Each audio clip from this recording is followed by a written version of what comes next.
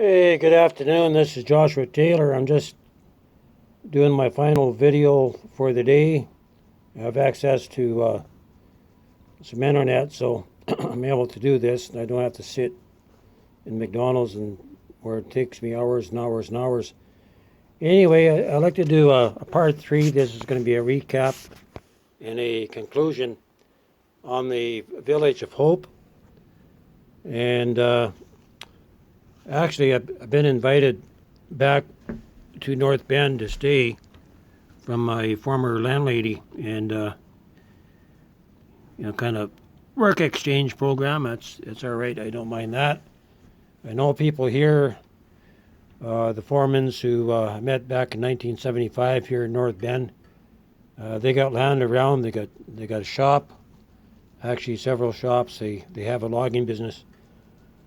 So maybe the doors might talk to them to be able to just get a little spot somewhere to build the first logic shelter system. I need to contact the company and talk with some of the reps there so they can actually send me what they have available.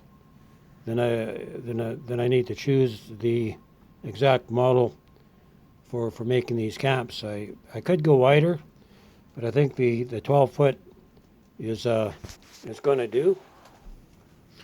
And so someone out there, I'm believing, is going to have it. They're going to write me a check for about $5,000. That's what it's going to take. And so it's just a matter of talking to the people, sharing this, building the first concept. And to make it work, you really need to live in it over winter, right? I need to live in it here in North Bend over the winter, so I can develop the insulation package. Because just a tent, you're going to have to put some kind of a insulation package into it. And when I was designing the yurts, I was thinking of going with a double wall system and just taking bat insulation, like a good quality bat insulation, lay out a 8 by 12 foot section and putting felt. If I can find rolls of felt to bond that and to stitch it together, then you just use needlepoint to actually fasten everything in like a big quilt. Then you can actually use that. These bugs.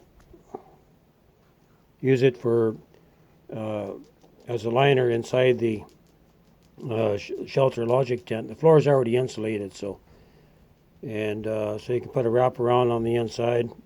You could insulate the walls, so you just have to do your sides and your interior, and it should work. Then you can use make your own lattice and put lattice over top of the felt, maybe a little bit of white liner on the inside, so it gives you a nice look. And start with that. Need to design the solar panel system inside. I need to design the put a false roof in for light and ventilation, to develop the compartments underneath where you could actually reach down with not too much trouble and bring up what you need. If you get 10 people coming over, well, you already got the provisions under your floor. You just have to open up the hatch and fill up your cupboards, right? Get what you need. And so this is for long term and short term.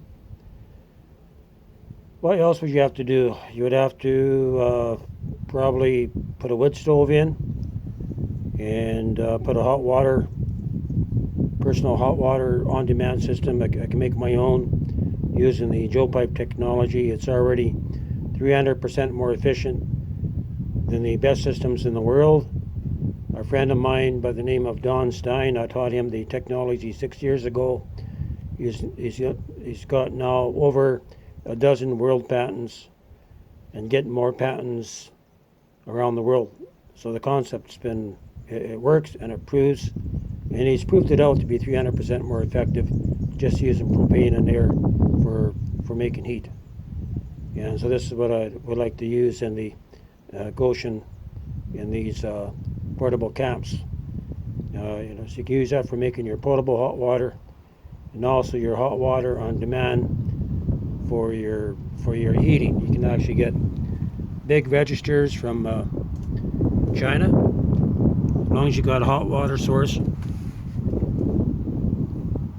and a fan behind the radiator system. I think would work. If you have to go away, you could fire that up, and it's going to keep the little cottage.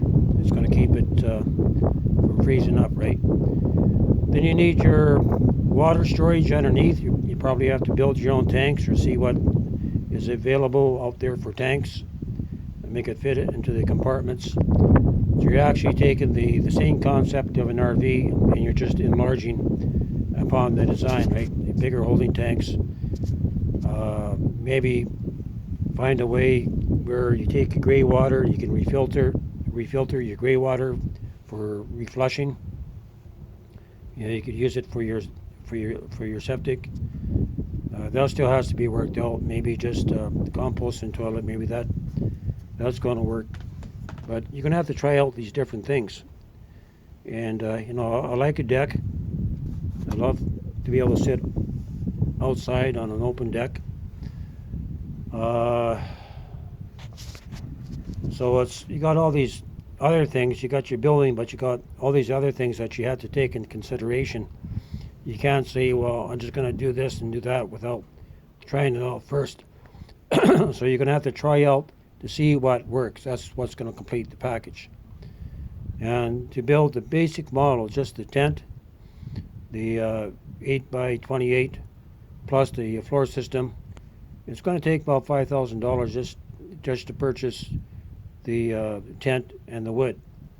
And like these camps, I'm making them so that they're going to work as a homeless camp.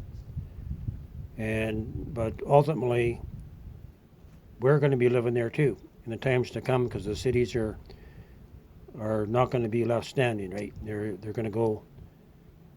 God's going to shake the cities, and He's going to remove the righteous from the cities.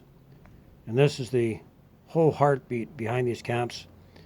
We have an obligation to help those that are on the street. The government, for whatever reason, is not meeting the demands of the homeless. I mean, I park in Walmarts. I've been homeless 3 months this year. I'm living out of my van. You meet people in Walmarts, and every city has hundreds of people living on the streets that you don't see. And this is Canada. It ought not to be so. They're bringing in, the government's bringing in people from other countries, but they're not taking care of their own people. So every person that comes into Canada displaces somebody onto the streets. So we really need to take this seriously. And if we come together in the spirit of community, we can make this work. Someone out there would have $5,000, be nothing for them to put that into my hand. The Lord has called me into the prophetic for these end days, to build places of refuge around the world. And without them, we're not going to survive.